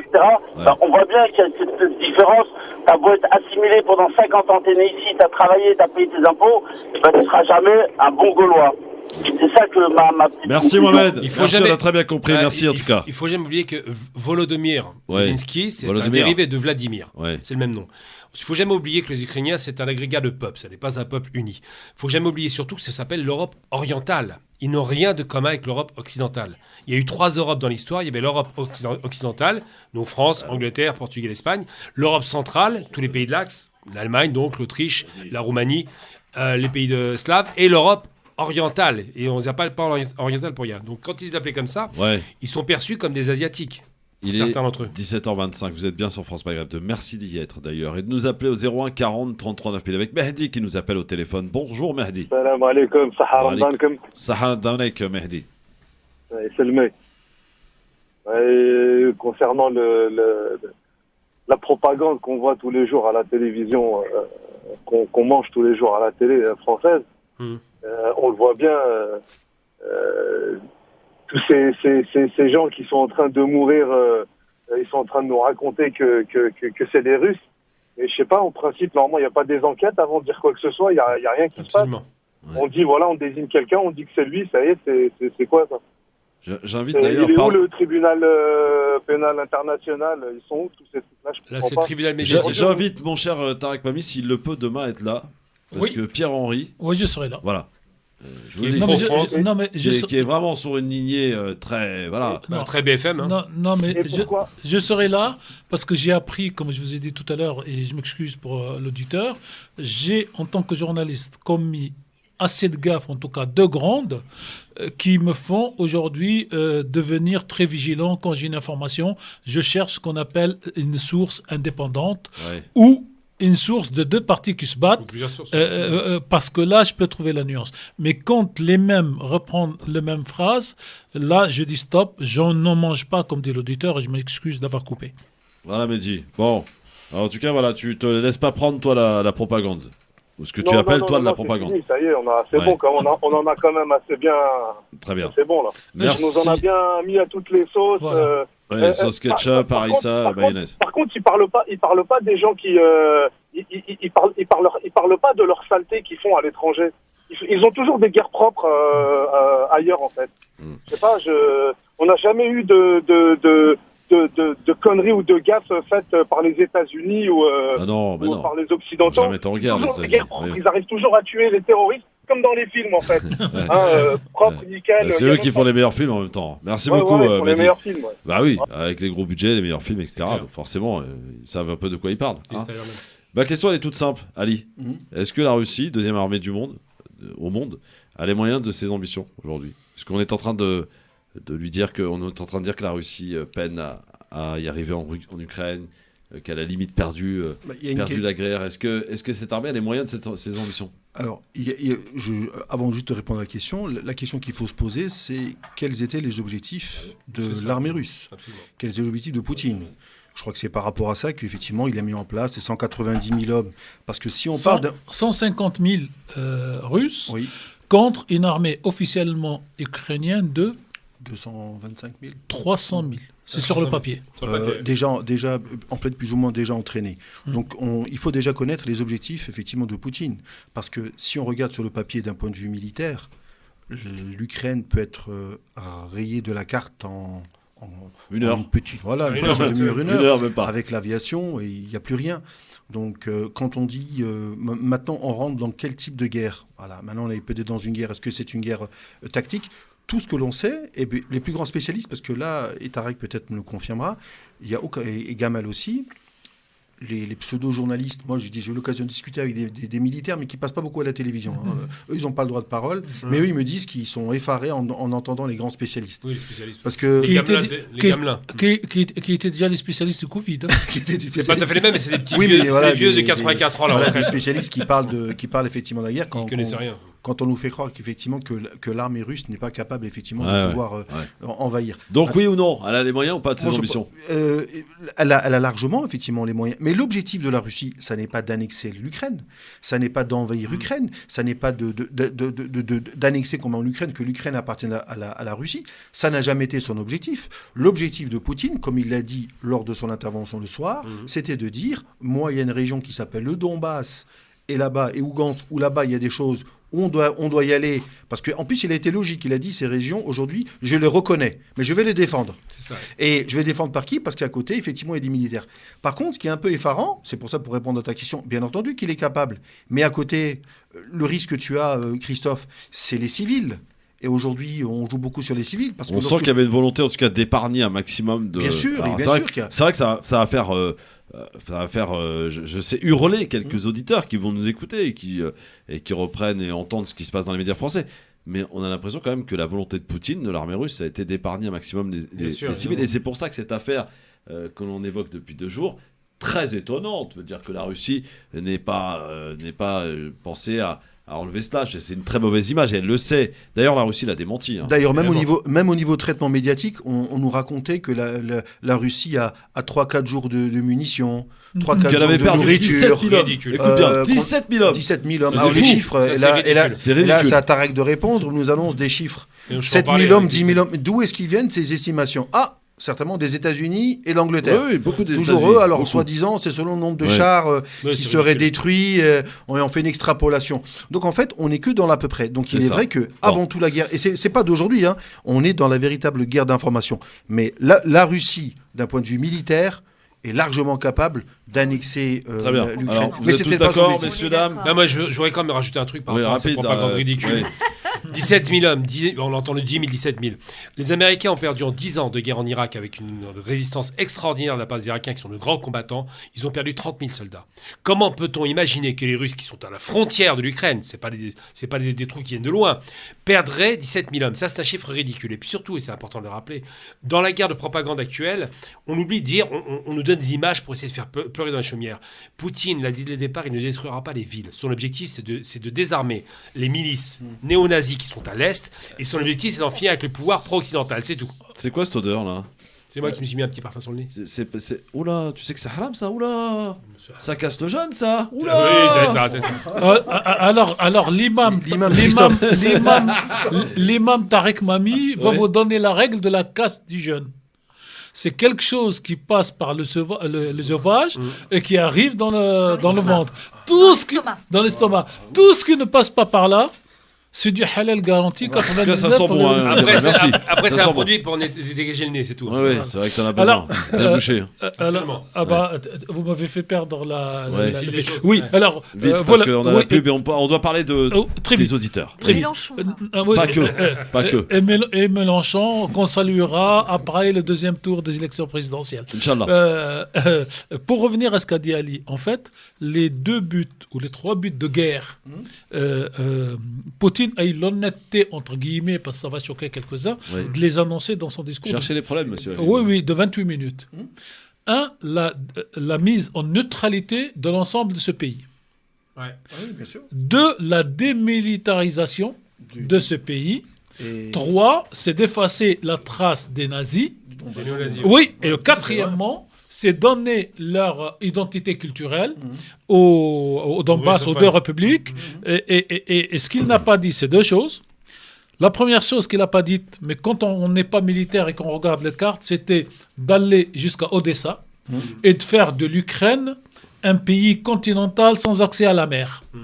Pour que l'OTAN demain n'utilise pas le passage des Bosphore avec les Turcs pour arriver à sa frontière. Et le deuxième point qu'il n'a pas dit, c'est que le fait que monsieur le président ukrainien oblige les magasins, écoutez bien, dans le Donbass, de ne plus parler leur langue russe, c'est plus vieux, c'est une loi qui était votée. Oui, non, il a confirmé. Il a confirmé une loi qui est ancienne. Voilà.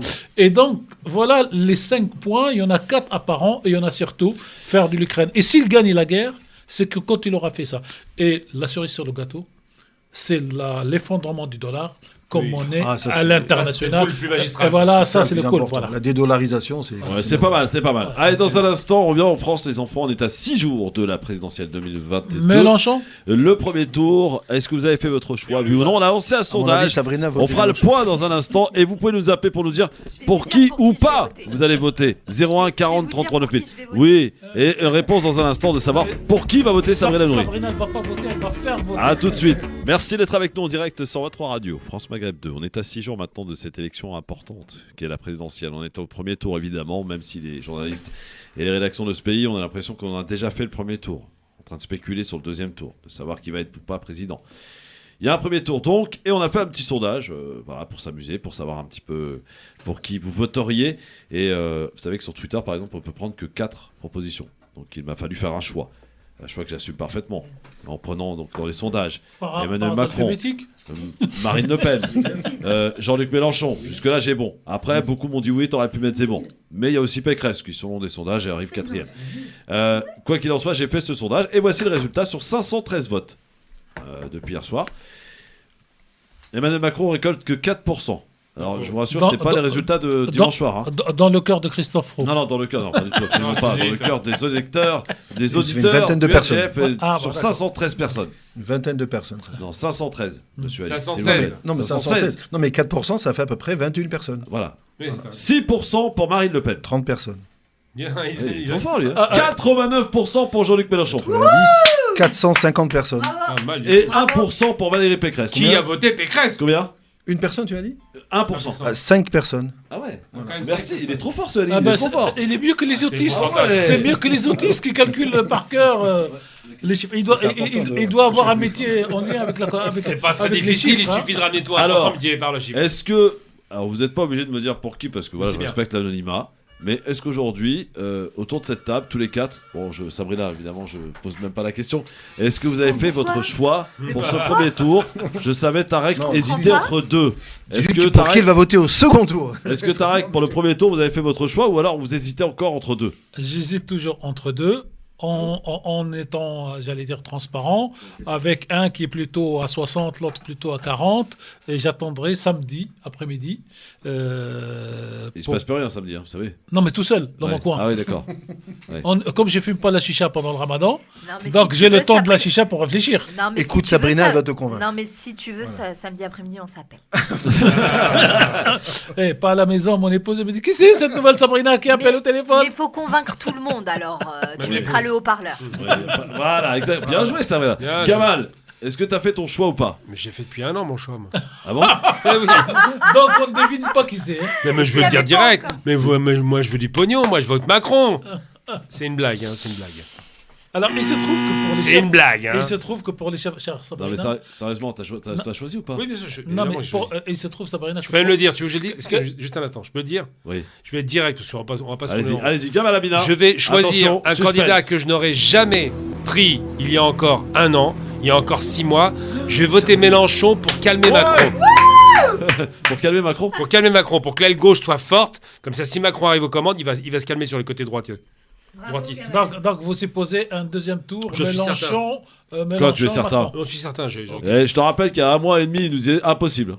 Non, mais si, arrête. Non, je suis d'accord, j'y croyais pas, et puis j'ai vu ce qui s'est passé. Je te l'avais dit que Mélenchon. J'ai vu ce qui s'est passé sur le terrain, et j'y crois maintenant. Oui, absolument, c'était Le Pen, maintenant c'est Mélenchon. Moi, je l'avais dit que pour Mélenchon. Sabrina, en fait, pour les chefs d'entreprise, c'est une difficulté particulière, parce que les chefs d'entreprise, d'une manière ou d'une autre, pendant le Covid, ils ont vu ce que Macron a fait en termes de travail le quoi qu'il en coûte. Et le quoi en coûte. Et je peux vous dire, c'est pas un secret, France Maghreb 2 n'a jamais reçu de subvention depuis 30 ans, sauf pendant la période de Covid, sous Macron. Et donc, pour plusieurs chefs d'entreprise, la question essentielle de la survie de leur entreprise va se poser. Ali, t'as fait ton choix? On hésite encore un peu. Ah, t'hésites encore? Entre deux. Samedi après-midi. Sabrina, tu hésites ou pas? On s'appelle samedi après-midi. Elle va appeler tout le monde. Sabrina, elle est excellente. Jamel est avec nous. Salut, Jamel. Bonsoir à toute l'équipe, les auditeurs. Bonsoir. Jamel, t'as fait ton choix ou pas? Bien sûr. Moi, j'ai pas eu les subventions, je préviens. J'ai pas pris les subventions. Vous aimez pas la transparence? Non. C'est parce qu'il faut savoir que dans ces subventions, ils n'ont pas dit aux chefs d'entreprise. Et moi, j'ai un ami qui a un problème actuellement. Il peut pas fermer son entreprise pour qu'il rembourse les 25 000 € qu'il a eu. Parce qu'il a triché. Ah, c'était pas un don, hein, c'était un prêt. Non. Sinon, ça engage tes biens personnels. Non, vous Faut confondez. savoir. Non. Alors, vous confondez. Là, c'est le PGE, c'est le PGE. Voilà, vous confondez deux choses. PGE. Vous confondez le prêt garanti par l'État que tout le monde savait qu'il devait le rembourser. Bien sûr, c'est normal. Et les subventions pour les quelques entreprises qui ont eu des subventions qu'ils ne doivent pas rembourser. Absolument. Bon, alors tu vas voter quoi alors, Jamel? Moi, j'ai pas pris en tout cas. Ouais, d'accord. Vous avez plutôt donné l'essence. Jamel, tu vas voter. Attention. Vas-y, Jamel. On le m'entend Moi, bien. je dis la vérité, en tant que chef d'entreprise, je vote Mélenchon. Ah oui. Et ben je crois que c'est ce week-end, non? Oui, c'est dimanche. Pareil, je peux vous appeler. Je peux vous envoyer un message. Non, parce qu'on sait jamais si l'oublie. c'était dimanche dernier. Non, c'est pas Non, mais Jamel, oui, c'est dimanche prochain, le 10 avril. 6 jours. Voilà, dans 6 jours. Ouais, parce que là, il y a beaucoup de gens, on le répète pas assez. Et Jamel, juste une question. Jamel, dans votre entourage, les gens se mobilisent pour aller voter ou non? Bien sûr. Ah, Attends, tant mieux, moi, j'ai appelé déjà tous les Chaouis à Lyon. Ils sont tous au courant. Ouais. Et non, mais attends, il y a une grosse communauté à Lyon. Ah, c'est clair. Ah ouais, vous êtes lyonnais, d'accord. Ok. À Lyon, il faut savoir que c'est comme si tu disais la capitale des Chaouis. Bon, il y a plus de Paris qu'à Lyon. On va appeler notre ami Mehdi Chibaïki Ah là-bas ouais, pour qu'il les prenne dans la voiture. Merci Jamel en tout cas, merci à toi. Un autre Jamel est avec nous, salut Jamel. Salut Christophe, bonjour à toutes et tous. Sahar Madame Koum déjà. Sahar Mdanek, 01 40 33 9000. Alors, est-ce que tu as fait ton choix, mon Jamel, ou t'as hésité encore? Ah bah écoute, j'hésite entre le vote blanc et le freestyle à la dernière seconde. Mais honnêtement, bon bah voilà, hein, je sais qu'il y a beaucoup de gens qui vont voter pour Mélenchon, mais moi il y a des trucs qui me restent en travers de la gorge. Par exemple. J'ai du mal, désolé Sabrina. Oui, vas-y, dis-moi, qu'est-ce qui se passe chez Mélenchon qui te voilà. Non, mais si tu vois, je me rappelle les discours d'avant et puis là maintenant, notamment sur l'islam, etc. Mais on a une campagne électorale qui en plus, Mélenchon tire son épingle du jeu là avec cette campagne, ça va hein, par rapport à d'autres, c'est beaucoup plus carré. Mais moi personnellement, ça ne m'a pas convaincu. Ça ne m'a pas convaincu. Peut-être que là, d'ici dimanche, je vais changer d'idée, mais ouais, c'est tendu. Je sais que j'irai voter dans tous les cas. Ah ça c'est bon. Ça déjà, c'est une bonne chose. Alors Ça, Sabrina, qu'as-tu à dire, qu'as-tu à répondre à Jamel? Je peux comprendre la situation de certaines personnes qui avaient entendu des propos, mais sincèrement, il est revenu sur beaucoup de sujets et il a fait son mea culpa, comme on dirait, et puis il a changé d'avis sur énormément de sujets, il a eu connaissance de beaucoup d'autres, et c'est un homme politique qui a su, en tout cas, reconnaître ses erreurs, et aujourd'hui, c'est le seul, en tout cas, qui défend la communauté musulmane. Je suis désolée, la loi séparatisme, moi, elle me met en travers de la gorge. Et c'est le seul qui a fait ce discours à l'Assemblée nationale, qui a porté haut et fort notre dignité, finalement, dans ce pays, parce qu'on est les mots de tout. Le chômage, c'est de notre faute. Les attentats, c'est de notre faute. L'islamisation radicale, c'est de notre faute. Aujourd'hui, il faut arrêter, il faut tourner la page avec ça. Il y a un programme économique qui est viable. Il y a un programme social qui est viable. Il y a un programme sanitaire qui est viable. Aujourd'hui, on veut remettre au cœur du sujet l'État et donc les services publics. Moi, je pense qu'il y a un sujet de société. Il y a un choix de société à faire dimanche. C'est la retraite à 65 ans avec Emmanuel Macron ou la retraite à 60 ans avec Mélenchon. C'est le SMIC à 1 400 € ou le SMIC qui n'augmentera pas avec Emmanuel Macron et même avec Marine Le Pen. C'est l'école publique qui devient privée ou c'est l'école publique qui émancipe nos enfants, qui émancipe la société? Il y a un choix de société et je vous en conjure de réfléchir et de lire les programmes et les plans d'urgence que l'on va mettre en place. C'est une bonne chose, lire les programmes, personne ne les lit. Merci Jamel, en tout cas, j'espère que tu es convaincu. Allons tous voter. Voilà. C'est ce qu'il faut retenir, en tout cas, tu as raison. Karim est avec nous. Bonjour Karim, salam alaikum. Salut Karim, j'allais dire salut. Oui, c'est moi, Karim. Tout le monde s'appelle Karim. Karim parle à Karim. C'est pas grave. Votez Karim dimanche. Alors, je vais vous dire pour qui je vais voter. 2, j'ai une info à vous donner. Et 3, j'ai une remarque à faire. Alors, c'est connu. Moi, je voterai Mélenchon et 2 fois si je pouvais. Ah ouais, d'accord. Ça, c'est la première chose. La deuxième chose, je suis depuis 27 ans membre de FO et de la fonction publique hospitalière. Et je peux vous dire que c'est Mélenchon à 75-80%. D'accord. Et la troisième information, c'est pour Gamal. Franchement, je t'ai trouvé vraiment mollasson. On aurait dit du Jean Lassalle devant la ministre. T'as pas osé lui parler de son gouvernement qui a fait des lois de séparatisme, qui fait de l'islamophobie, qui se vante de former une mosquée par jour. Et tu t'es, jusqu'à que l'animateur te dit, écoute, t'es pas là pour faire un discours, pose ta question. T'as tourné autour du pot. Je sais pas ce que tu cherchais, mais je t'ai connu beaucoup plus vindicatif. Hein. Alors, je vais répondre quand même à ça. Ah, ils sont forts, les auditeurs. Ils te suivent de partout. Attention. Incroyable. Bravo, mon Karim. Ouais, merci. Donc, non, j'ai pas du tout été mollasson. C'est que le format ne s'y prêtait pas. Il y a un deuxième round qui va avoir lieu. Et là, on pourra parler des choses. Et la ministre était en panique. Elle m'a dit, il faut pas y aller trop fort et tout. Et c'est la radio qui m'a demandé de pas taper trop fort. C'est tout. Sinon, la radio, attends, est-ce qu'à France Maghreb 2, on t'a demandé quoi que ce soit? Non, me le demande pas.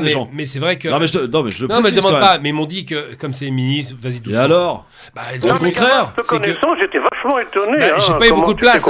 Oui, mais j'ai pas eu beaucoup de place. J'ai commencé à développer l'argument. Ça a été coupé, écourté. On était trop nombreux, 4 personnes sur le plateau, 2 macroniens. C'était très difficile à gérer. C'était où ça? C'était à Peur. Face à la ministre de Nadia qui d'ailleurs n'est pas méchante. Non, elle est sympathique, Nadia. Elle est très gentille. Ministre de la ville. D'ailleurs, j'étais déçu de pas être invité. Ouais. Moi aussi. Elle l'aurait cassé, quoi. Ouais, c'est clair. Merci Christophe, à plus tard. Merci. Salut mon Karim. C'est vrai que les auditeurs nous suivent partout, t'as vu. C'est chaud. Allez, dans un instant, l'actualité, c'est chaud. Le Ramadan, c'est le 3e jour. Comment ça se passe? On va parler un petit peu de votre manière de vous alimenter. Vous aussi, vous pouvez nous appeler à 01 40 33 9000. Est-ce que vous êtes comme moi, par exemple, tiens, un truc qui apparaît jamais en dehors du Ramadan, mais qui apparaît toujours pendant le Ramadan, les brûlures d'estomac. Est-ce que vous avez connu ça? Non. On en reparle dans un instant. À tout de suite. Je vais chercher à savoir pourquoi j'ai ces brûlures d'estomac. Peut-être qu'on va tomber sur une nutritionniste ou quoi. Sinon, j'appellerai Yasmine à découvrir le dimanche ou le samedi, le dimanche. Magnifique. Yasmine, excellente. Belle émission. Ouais. Et ce que j'ai aimé, c'est chez Yasmine, c'est ce côté jeune, spontané, non construit. C'était très bien. Allez, dans un instant, on est de retour pour parler un peu du Ramadan avant l'émission Parler Islam avec ce soir. Puisque vous le savez, chaque soir, si vous pouviez vous taire 2 minutes. On n'est pas à Beurre FM ici, on est quand même un peu organisé. Chaque soir, 18h, 19h, c'est Parler Islam avec des imams différents. Et ce soir, c'est un imam de Marseille qui est sénégalais, d'origine sénégalaise. C'est Cheikh Ahmed qui sera avec nous sur France Maghreb 2. Ahmed Digen, donc qui sera avec nous et qui répondra à vos questions comme chaque lundi soir. Chaque soir, un imam différent. Et il y en a un autre de Marseille pour le mercredi. Donc vendredi. Vendredi, ça sera notre ami Nassardine Haïdari. Excellent. Donc, à France Maghreb 2, même les imams ne sont pas jacobins que parisiens, ils viennent de partout. Exact. À tout de suite, ne bougez pas. Le LGF, le grand forum, mais vous le savez, c'est le Ramadan qui a débuté évidemment pour 1 milliard de musulmans à travers le monde. Et pour la France, donc c'était samedi 2 avril. Pour l'ensemble des pays d'ailleurs du musulman à travers le monde, quelques-uns ont fait hier. À l'image du Maroc, on a l'habitude. Sérieusement ? Ouais, hier. Il y a 3 ou 4 pays qui ont fait hier. Mais je l'ai expliqué pourquoi le Maroc, ça se tient. Après, c'est effectivement, ils se sont dotés de différents observateurs, merci. Sur tout le territoire marocain. Et c'est à l'œil nu, effectivement, qu'ils regardent. Et ils ont décidé, en fait, de prendre la visibilité maroco-marocaine. C'est ça. Et donc, effectivement, alors ça se tient parce que quand vous faites ça, la Lune n'était pas visible. Les pays ne peuvent pas, parce que tous les autres ont suivi la première apparition qui est en Amérique du Sud, et ils ont pris le calcul astronomique pour faire ça. C'est plus intelligent. Mais si vous faites la visibilité et vous faites les pays, vous risquez d'avoir effectivement sur 3 jours, ce qui est normal. Ouais. Non, mais ce qui m'impressionne, ça m'impressionne quand même. On est en 2022, on est encore à faire des vues à l'œil, c'est quand même ridicule. Il faut être un peu sérieux. La décision est politique. Non, mais on comprend qu'elle est politique, mais moi ce que je pense, c'est que le Maroc doit sortir de cette logique de traditionnaliste ou d'artisan de la science. Les Arabes ont inventé l'astronomie et pas l'astrologie. L'astrologie aussi. Les deux aussi, je suis d'accord.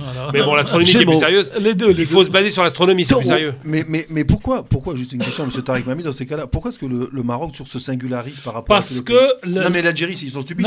Non, parce que le roi du Maroc porte le titre. Oui, descendant du commandeur des croyants.